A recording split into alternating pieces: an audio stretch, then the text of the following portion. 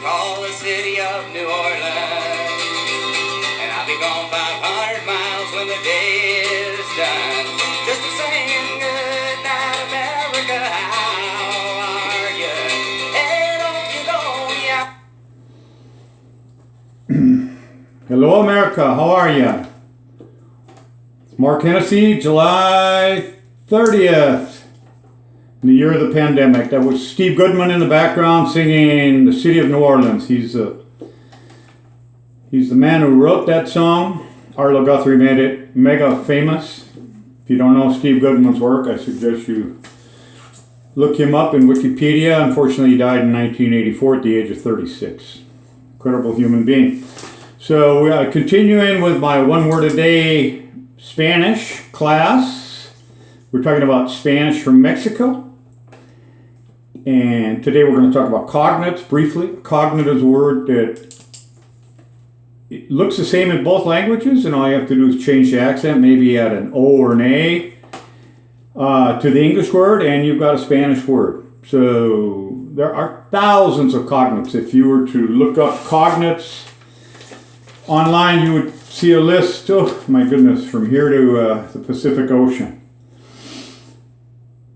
Anyway, if I were to tell you I'm embarazada, you would say, oh, you're embarrassed. And embarazada means pregnant. So sometimes we fool ourselves. We think a word is a cognate and it's not. Estoy embarazada doesn't mean I'm embarrassed, it means I'm pregnant. It's a word I don't want to hear very often. Constipado is another example. You say, oh, I'm constipado. That means you have a stuffed nose, not a stuffed lower GI. The word for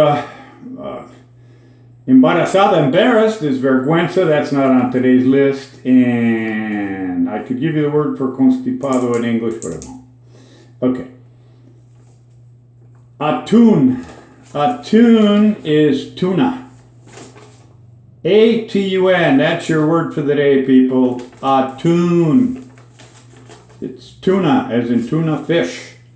If you say tuna in Spanish, at least in Mexico, you will have a prickly pear, which grow on cacti. Slice them up. They're really delicious.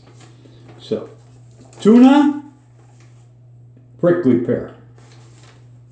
Atún, tuna fish. Not so bad, eh? One word a day. It's not your accent that matters. It's your grammar. It's your willingness to make mistakes and laugh at yourself.